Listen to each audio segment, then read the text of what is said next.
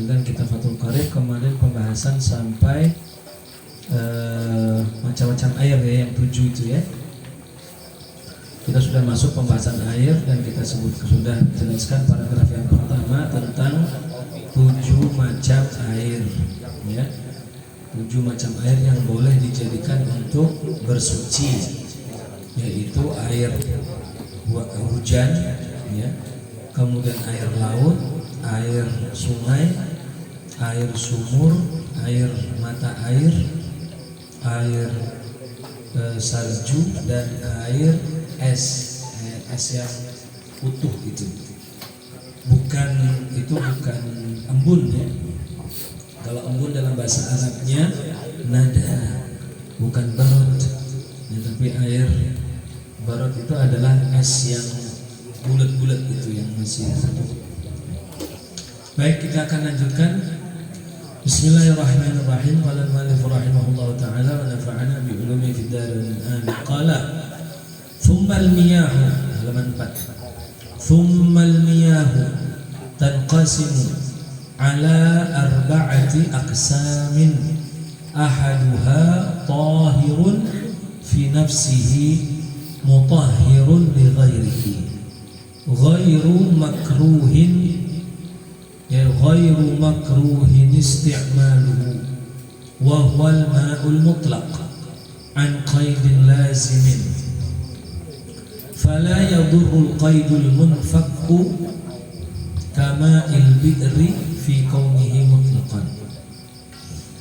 Thumma al-miyahu, thumma lalu al-miyahu, air itu. Al-miyah kemarin sudah kita jelaskan jamak dari ma'un.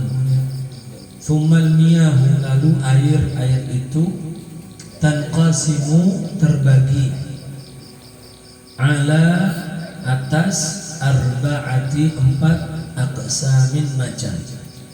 Jadi air itu terbagi menjadi 4 macam. Ahaduha, yang pertama ya, tahirun, yang suci, air yang suci, tahirun, suci, fi nafsihi, pada dirinya, maksudnya pada zatnya, suci pada zatnya.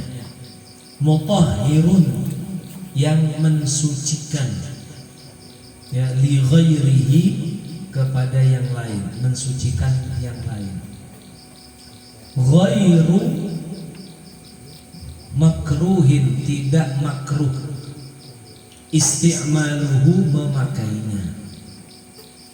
Wa huwa, yaitu air tersebut adalah yaitu al-ma'ul mutlaq, air mutlak. Ya, mutlak artinya terbebas, terlepas. Terlepas bagaimana? An, dari, qaidin, ikatan, lazimin, yang selalu menyertai. Fala yadurru, maka tidak berpengaruh, al-qaidu, ikatan, al-munfakku, yang bisa terlepas, maksudnya yang tidak mengikuti terus. Kama il-bi'ri, seperti air sumur, fi kaunihi mutlaqan, dalam keadaannya yang mutlak. Alhamdulillah, ini pembahasan, mulai dengan pembahasan yang penting berkaitan tentang pembagian air. Kemarin kita sudah bahas bahwa dalam bersuci itu hanya terbatas pada 7 jenis air ya, 3 dari langit, 4 dari bumi. Ya, yang dari langit air hujan, air salju, dan air es yang bulat-bulat. Dari bumi ya, yaitu air sungai, air laut, air sumur, dan mata air. Ya, jadi 7 itulah air yang dipakai untuk bersuci. Ya, bersuci. Nah, itu macam-macam airnya dilihat dari jenis-jenis air. Sekarang ini ada pembagian air menjadi 4 dilihat dari sisi hukum penggunaannya. Ya. Jadi di sini ada pembagian air dipandang atau dilihat dari hukum penggunaan air. Jadi air itu dilihat dari hukum penggunaannya ada 4. Ya. Yang pertama yang barusan disebutkan ini, air suci mensucikan. Dia suci dan bisa membersihkan yang lain. Dan tidak makruh. Tidak makruh itu ya tidak dibenci pakainya. Yang kedua, ada suci mensucikan tapi makruh. Dia bisa dipakai wudhu tapi makruh pakainya. Itu kalau yang pertama bisa dipakai wudhu tapi nggak makruh, ya kayak air biasa. Ya. Yang kedua makruh jenisnya. Yang ketiga ada air suci tapi tidak mensucikan. Dia suci tapi tidak bisa dipakai untuk wudhu lah kira-kira gitu. Ya contohnya air kopi, ya air teh, itu suci makanya bisa kita minum, tapi nggak bisa kita pakai untuk wudhu. Itu jenis ketiga. Yang keempat, air najis. Kalau najisnya air kotor, nggak bisa kita pakai apa-apa, kecuali paling-paling untuk hal-hal terbatas, misalnya nyiram tanaman dan yang sebagainya. Jadi ini ada pembagian air dilihat dari cara atau hukum menggunakannya. Ada 4. Pembagian 4 ini sebenarnya tidak terlalu umum. Biasanya para ulama baginya jadi 3. Yang makruh tadi cuma disebutkan 1 saja. Ya tapi di sini lebih diperincikan lagi. Nah kan kita pelajari satu persatu. Yang kita baca lagi ya. Tsummal miyahu, lalu air-air itu tanqasimu terbagi ala arba'ati aqsam, bagi 4 macam. Jadi 4 macam dari hukumnya.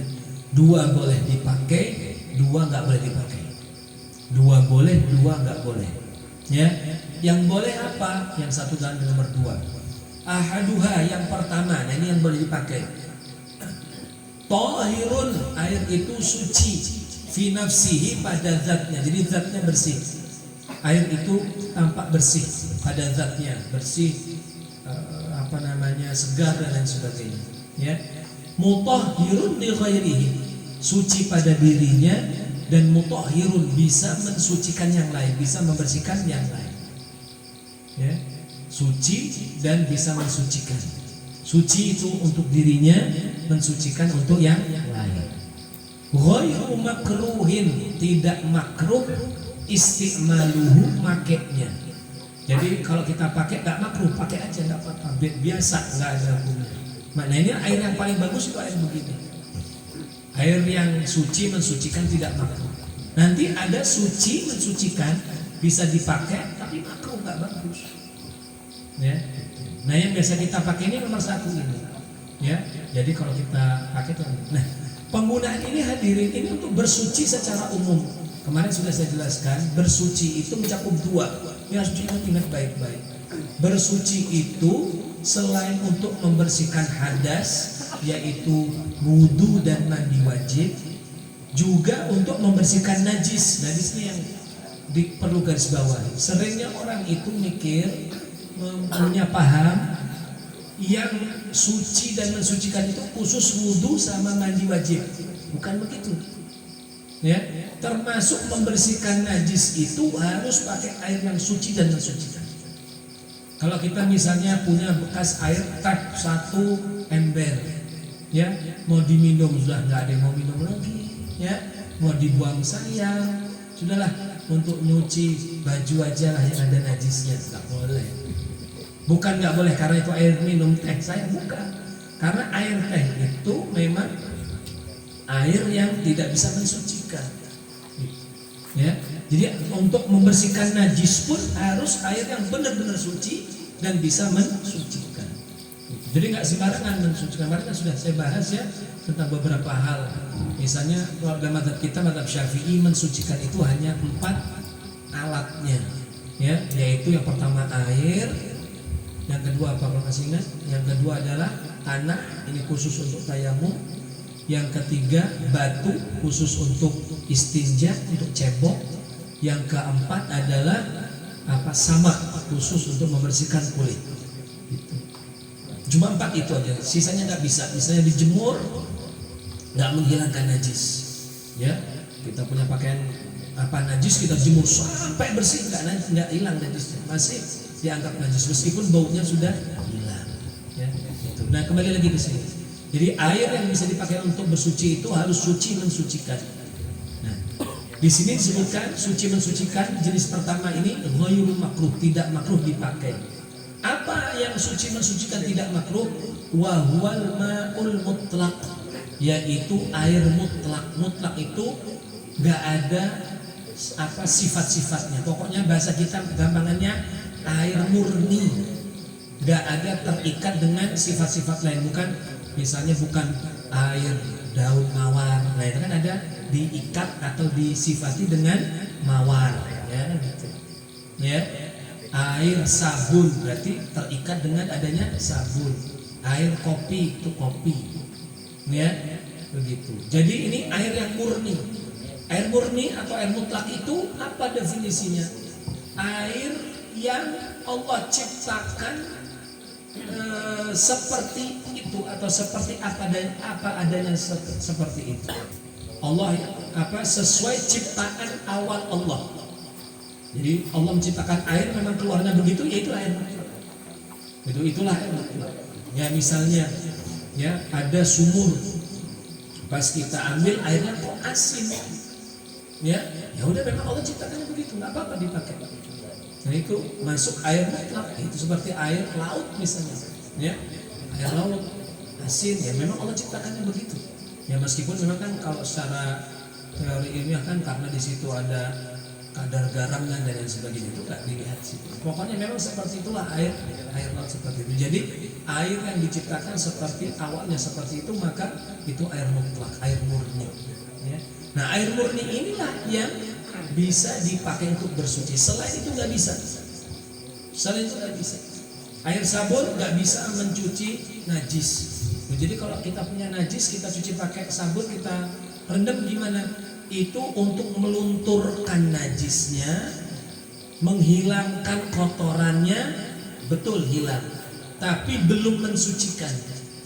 Ya, kemarin saya singgung juga ada perbedaan antara bersih dengan suci.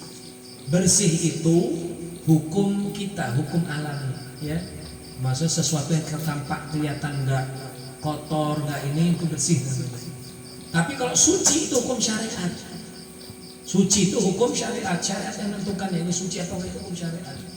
Makanya ada dalam pandangan kita sesuatu itu kotor tapi menurut syariat suci. Ada contoh, ya lantai kita atau karpet begini, ya kena lumpur, kita ambil lumpur di sawah, kita kotori karpet kita dengan lumpur, lalu lumpurnya kering, ya lalu kita mau sholat di atas karpet, karpetnya kotor, ya karena banyak lumpur. Tapi karpet itu suci atau najis? Suci, karena tanah itu hukumnya suci. Jadi bersih itu hukum kita manusia. Kalau suci itu hukum dari Allah Subhanahu wa Ta'ala. Dan sebaliknya, kadang-kadang ada yang bahasa kita suci, bahasa kita bersih, tapi bahasa syariat najis, belum suci. Ya seperti misalnya tadi itu, ada baju kena najis, kita jemur berhari-hari sampai najisnya hilang, baunya hilang, normal, tapi belum kena air, baru kena matahari dan angin. Maka baju ini bersih, tapi belum suci. Atau lantai kamar mandi, ada orang buang baru pipis, buang air kecil, disiram pakai pembersih lantai, klorok atau wipol misalnya, kan langsung bersih kan, bakterinya masih ada nggak? Hilang. Itu secara bahasa kita bersih, tapi sudah suci belum? Belum, karena belum disiram air. Gitu. Jadi ada beda antara bersih dengan suci. Nah kembali lagi ke air ini, ya. Jadi yang untuk membersihkan, untuk wudhu, untuk mandi dan membersihkan najis itu harus air mutlak, supaya memang kita diberikan hukum kesucian oleh Allah Subhanahu wa Ta'ala. Mutlak artinya yang murni, tidak ada ikatan sama sekali, bersih, seperti itu diciptakan sejak awal. Ya, Kita kembali ke kitab. Wa huwal ma'ul mutlaq, yaitu air mutlak, air murni. Murni dari apa? Mutlak dari apa? Murni dari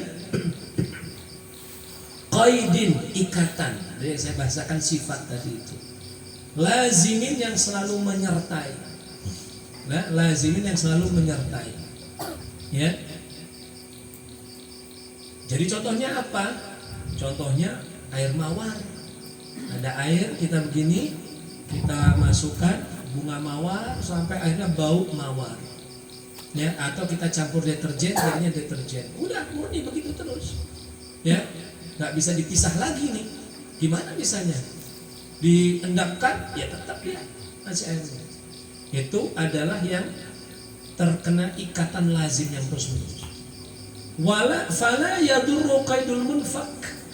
Fala yadur, maka tidak yadur. Yadur itu berpengaruh buruk, maksudnya tidak apa-apa lah bahasa kita ya. Tidak masalah. Fala yadur, tidak masalah. Al qaidu, ikatan atau sifat. Al munfak, yang bisa dilepas, yang bisa dipisah. Contohnya kama ilbitri, seperti air sumur. Air sumur bisa dipisah gimana? Kalau kita ke sumur, ya, di banyak ada air, kita tanya sama anak atau orang yang polos lah, yang hatinya masih bersih, itu air itu apa? Itu air apa itu? Pasti dia ngomongnya itu air sumur. Ya, tapi kalau air sumur itu udah kita pindah ke gelas, ya, kita pindah ke gelas, sudah kita masak, ya, mau kita minum, ya, kan masih putih juga. Kita tanya, itu air apa? Dia masih nggak ngomong itu air sumur. Berarti tadi sifat sumur itu tidak sifat yang lazim, tidak selalu menyertai. Kalau udah dipindah dari sumur, bukan air sumur lagi namanya. Ya, nah kalau ini dicontohkan air, nah ini air sumur ya.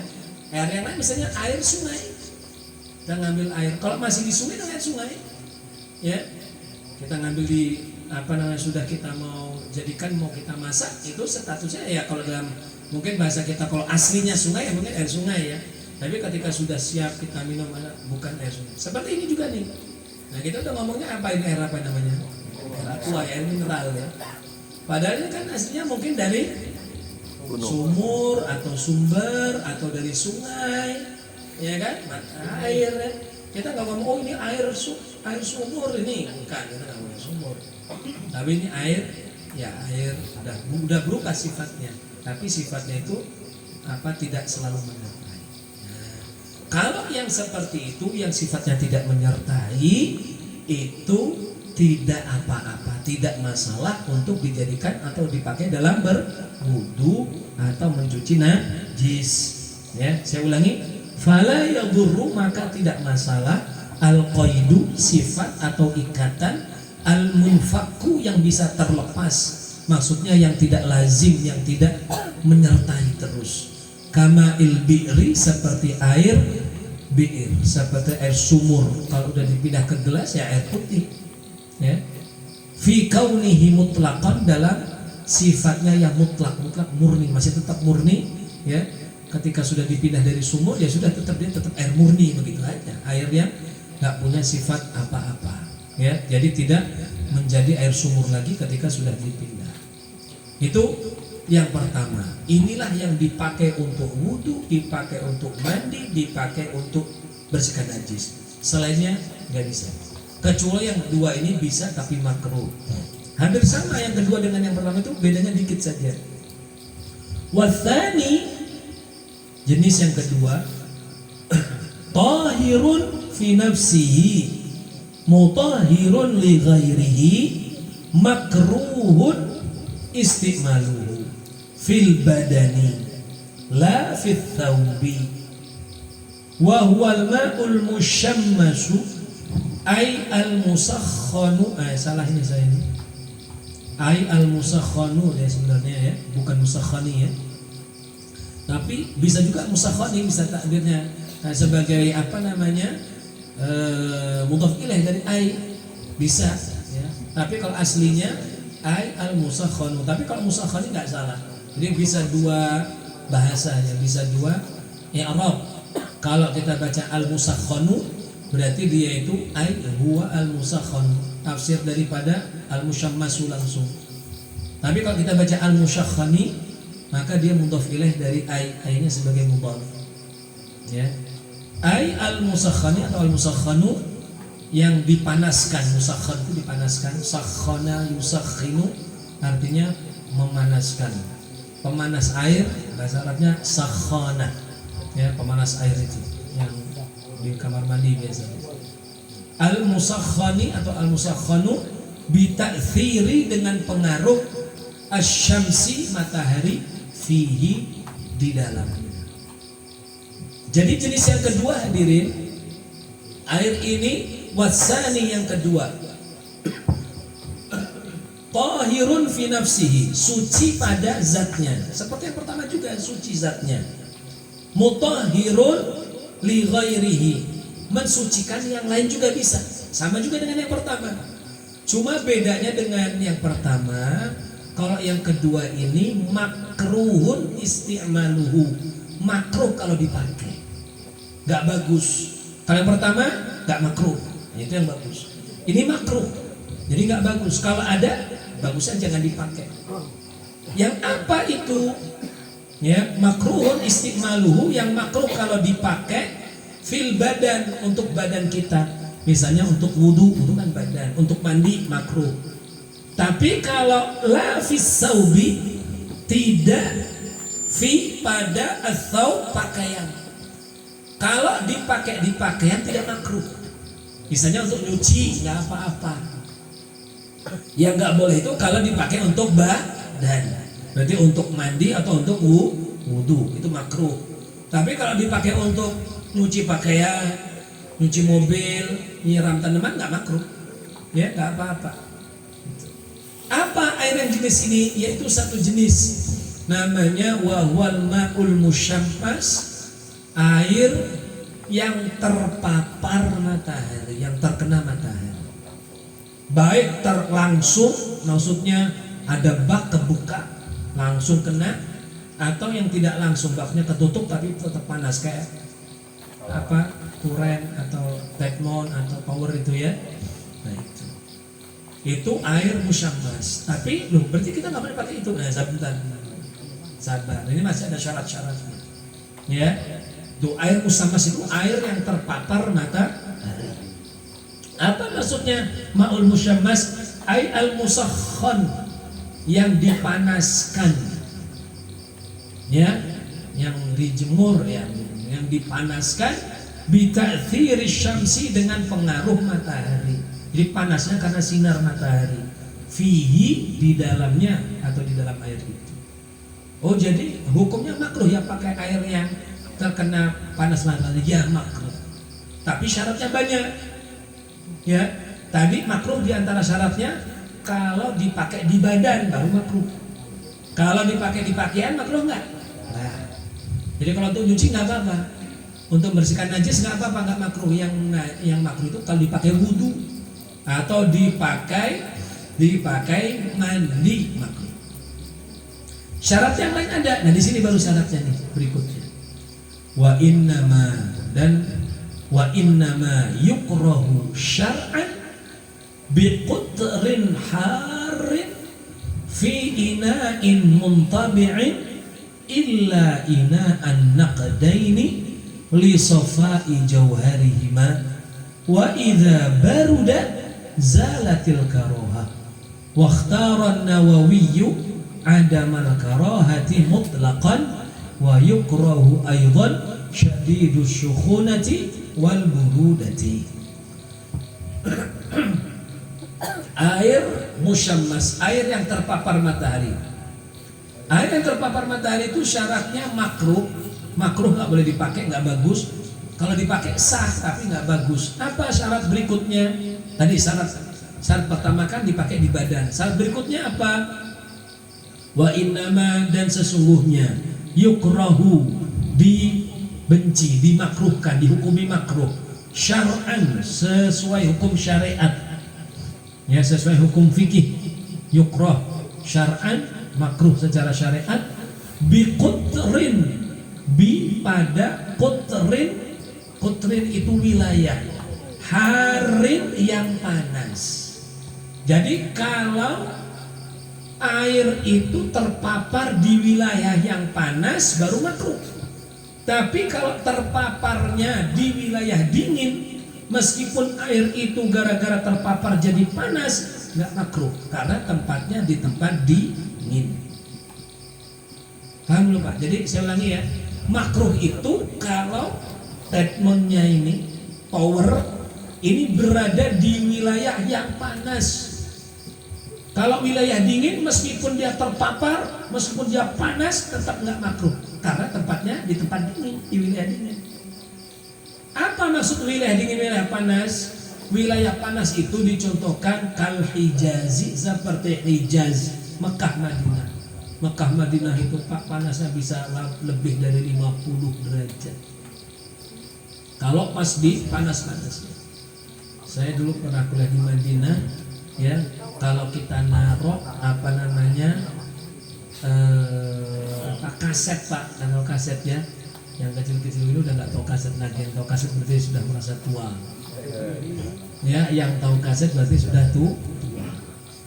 Kaset itu, ya Pak ya, kaset kalau taruh di dashboard mobil begini, nggak ditutupi kain, ya ditinggal parkir dari masuk sekolah pulang jam 1:30 itu sering leleh, udah leleh, udah nggak bisa dipakai lagi. Bukan leleh hancur lebur, bukan, cuma dia udah penyok-penyok gitu, saking panas, ya saking panas. Nah itu contoh Hijaz, Madinah dan Mekah. Mekah lebih panas. Lalu yang ketiga disebutkan contohnya yang panas juga Hadramaut, panas juga. Ya, kalau Indonesia ini termasuk dingin, ya termasuk dingin. Kalau yang kemarin nggak tahu panasnya kan itu ya. Saya pernah baca Indonesia ini beberapa tahun yang lalu panas-panasnya itu cuma sampai 41 terpanasnya. Nah belum apa-apa 41. Ya, jadi Indonesia ini kalau kita punya tower, ya tower kita panas, tetap bukan makruh pakainya. Karena apa? Syarat kewilayahan saja sudah tidak terpenuhi. Karena kita ini ada di wilayah sedang, bukan di wilayah Jadi pembahasan ini sebenarnya tidak berlaku untuk orang Indonesia. Ini kalau dibahasnya di Mekah, di Hadramaut itu berlaku. Ya, karena syarat ini tadi biqutrin harin di wilayah panas tidak terpenuhi untuk wilayah Indonesia. Saya lanjutkan. Fi ina'in mumtabi'in, syarat berikutnya. Tadi syarat pertama di tempat panas, wilayah panas. Yang kedua, fi ina'in mumtabi'in, syaratnya harus disimpan fi ina wadah. Muntabi' itu yang bisa bisa dibuat, maksud bisa dibentuk karena terbuat dari barang tambang, misalnya dari besi, tembaga, ya apapun lah dari barang tambang yang bisa diolah, dipukul-pukul jadi gelas misalnya gitu ya. Jadi itu namanya muntabi', yang bisa dibentuk seperti wadah, ya. Yang penting dari wadah yang terbuat dari barang mineral. Jadi kalau terbuat dari plastik atau kalau Teflon itu bukan plastik ya, apa namanya? Bahan apa itu? Bukan apa sih? Bukan plastik, campuran lah ya.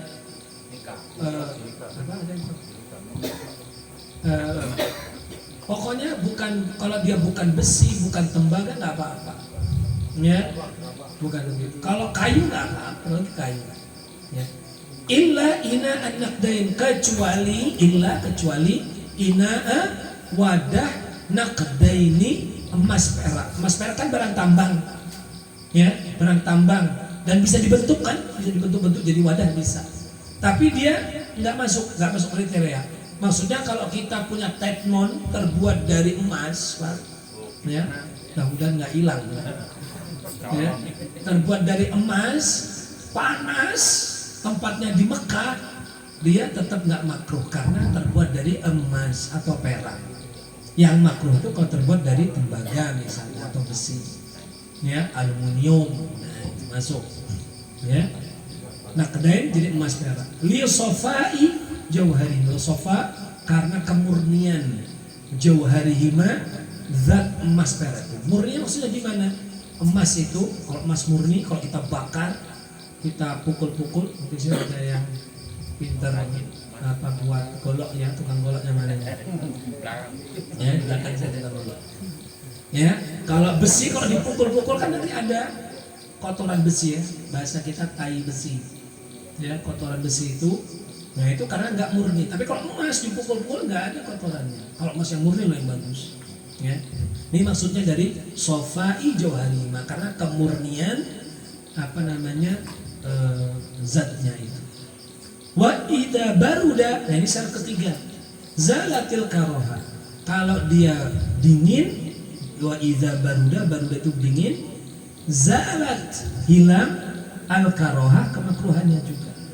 Gitu. Jadi kalau misalnya ada tempat panas tapi dia kemudian jadi dingin, apa tepmon itu atau tower itu maka tidak makruh karena sudah dingin.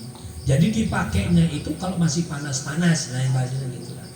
Ya, dipakainya masih panas-panas baru dia makruh.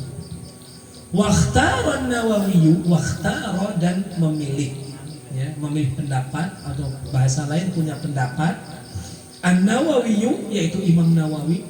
Nah Imam Nawawi ini imam yang apa namanya menjadi rujukan utama dan mazhab Syafi'i. Ini bapak-bapak hadirin kita harus mengerti ilmu mazhab. Mazhab itu yang membentuk, yang membangun, belum tentu perkataannya dipakai. Ini harus kita ingat. Kita sering diserang oleh orang yang nggak senang mazhab. Wah itu mazhab Syafi'i, tapi kok nggak ngikuti pendapat Imam Syafi'i. Ya contohnya yang kita sering diserang masalah ini, Imam Syafi'i itu memang punya pendapat kalau bacaan Quran kita kirim ke mayit itu nggak sampai. Itu pendapat Imam Syafi'i memang. Masyhurnya begitu. Tapi dalam mazhab Syafi'i pendapat beliau itu nggak diambil, padahal beliau pendiri mazhab. Kok bisa? Itulah ilmu mazhab itu begitu. Dalam semua mazhab juga berlaku. Contohnya banyak. Ya, contoh sebaliknya dalam masalah yang sama dalam mazhab Imam Ahmad. Ini memang salah satu masalah yang unik. Imam Syafi'i berpendapat Quran kalau diniatkan untuk yang meninggal nggak sampai. Tapi pengikut Syafi'i, ulama-ulamanya berbeda, kebalikan dengan Imam Syafi'i. Menurut ulama-ulama Syafi'i sampai. Lucunya di mazhab Imam Ahmad bin Hanbal, mazhab Hambali, kebalikan mazhab Syafi'i.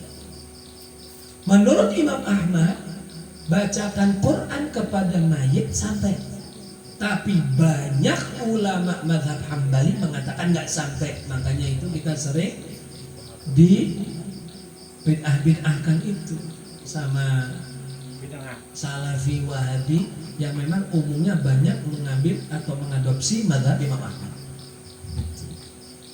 Jadi itulah apa namanya agak lucu masalah. Jadi yang ingin saya sampaikan intinya begini. Sebuah pendapat dalam mazhab itu nggak mesti pendapat pribadi pendiri mazhab. Contohnya banyak. Ya contohnya. Nah, saya kasih contoh sekarang untuk mazhab kita, mazhab Syafi'i.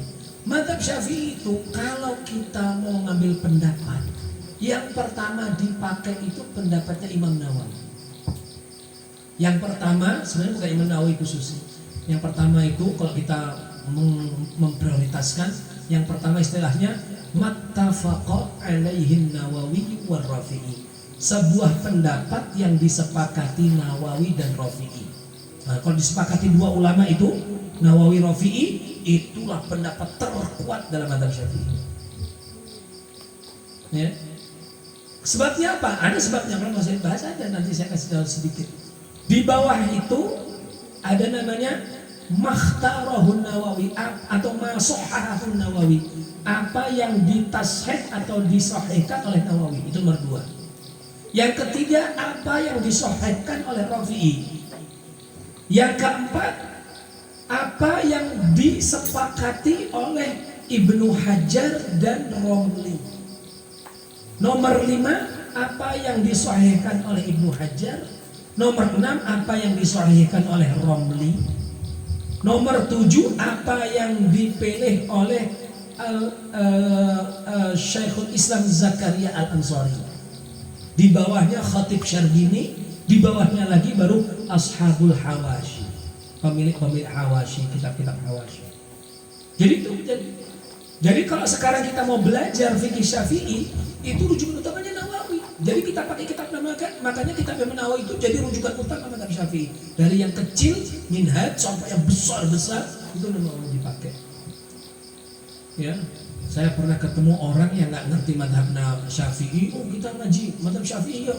Lalu beli kitab Imam Syafi'i namanya Waduh, nggak bisa dibaca, itu bahan mentah Pak. Nggak bisa. Kita orang Syafi'i nggak bisa belajar dari kitab Syafi'i sendiri, nggak boleh.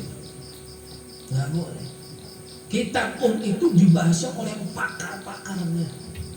Makanya jarang dalam buku fikih Syafi'i apapun yang jadi referensi bawahan tulisan itu footnote disebut jarang. Jarang sekali. Yang seringnya Nawawi Rafi. Syarah-syarah begitu. Nah ini harus ngerti. Kalau nggak ngerti, kita sering salah. Ya begitu. Nah, makanya di sini misalnya, waqtarahun Nawawi, Imam Nawawi itu memilih adamal karohati, tidak makruh mutlak. Pokoknya air musyammas, air yang terkena matahari, nggak apa-apa dipakai. Ya, nggak apa-apa dipakai. Mau syaratnya lengkap atau nggak apa-apa, itu pilihan Nawawi.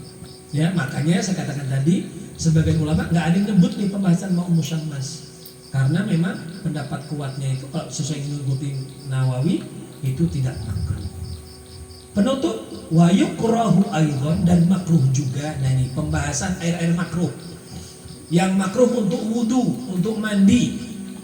Wa yukrahu aidan, dan makruh juga syadidu sukhunati, air yang syadid, sangat sukhunah, panas, wal burudah, dingin.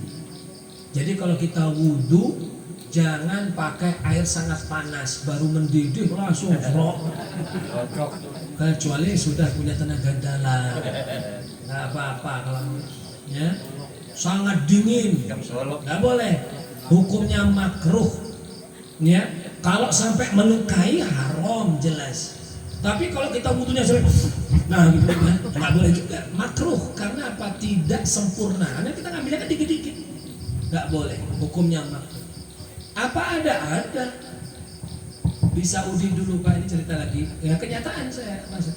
Kita kalau mau mandi, buka keran, kalau mau langsung wudu, wah panas. Bapak-bapak yang umrah aja lah, ya. Ke wudu di kamar mandi di Masjid Nabawi ini khususnya panas ya. Kalau siang-siang banyak masih panas, bahkan keluar uap kadang-kadang dikit-dikit. Kita pegang itu panas, ya. Nah yang kalau kita megangnya itu agak-agak panas begini, agak takut-takut, itu makruh. Karena apa? Airnya wudunya nggak sempurna, dikit-dikit aja dan dikit-dikit sudah, ini dikit-dikit sudah, jadi nggak sempurna, makanya makruh. Tapi kalau memang dipanaskan diperlukan, nggak terlalu panas nggak apa-apa. Misalnya ada orang demam, udah demam, mimpi basah lah gitu ya, ada harus mandi dia, ya harus mandi. Gimana? Ya panasin air, ya terus air, angetin, mandi, dah yang penting basah, ya habis itu dia sholat. Nah seperti itu. Ya, jadi nggak apa-apa pakai air yang direbus, nggak apa-apa, atau dingin, yang penting jangan terlalu dingin. Juga hukumnya makruh kita pakai air yang di sumur-sumur yang dilaknat oleh Allah. Misalnya sumur di tempat Nabi Soleh, sumur Nabi Soleh itu ada sumur di tempat yang Madain Soleh. Madain Soleh itu masih ada wilayah di Saudi perbatasan dengan Yordan. Ya, ada sumur-sumur di tempat yang terkutuk lah bahasa kita ya, yang terlaknat, itu hukumnya makruh. Ya hukumnya makruh. Wallahu a'lam. Maka kita tutup dengan Berdoa kepada Allah SWT mudah-mudahan acara kita mendapatkan barokah, dari yang kita pelajari bisa manfaat untuk kita semua. A'udzubillahi minasyaitonir rajim. Bismillahirrahmanirrahim. Alhamdulillahirabbil alamin. Allahumma shalli wa sallim wa barik wa karim ala sayyidina Muhammadin wa ala alihi wa sahbihi ajma'in. Allahumma inna nas'aluka ridhaka wal jannah wa na'udzubika min sakhatika wan nar. Allahumma innaka 'afuwun karim tuhibbul 'afwa fa'fu 'anna. Allahumma jil jam'ana hadha jam'an marhuma wa tafarruqana min ba'dihi tafarruqan ma'suma wa la taj'al fina shaqiyan wa la mahruma. Allahumma la tad'a lana fi maqamina hadha dhanban illa ghafartahu ولا هما إلا فرجته ولا مرضا إلا شفيته ولا حاجة من حوائج الدنيا والآخرة وأنت فيها رضا إلا يسرتها وفقتها يا أرحم الراحمين. اللهم إنا نعوذ بك من علم لا ينفع ونعوذ بك من قلب لا يخشع ونعوذ بك من قلب لا يخشع ونعوذ بك من دعوة لا يستجاب لها. ربنا آتنا في الدنيا حسنة وفي الآخرة حسنة وقنا عذاب النار. وصلى الله وسلم على سيدنا محمد النبي الأمي وعلى آله وصحبه أجمعين والحمد لله رب العالمين. بسر الفاتحة. أعوذ بالله من الشيطان الرجيم. بسم الله الرحمن الرحيم. الحمد لله رب العالمين الرحمن الرحيم مالك يوم الدين. إياك نستعين اهدنا الصراط المستقيم صراط الذين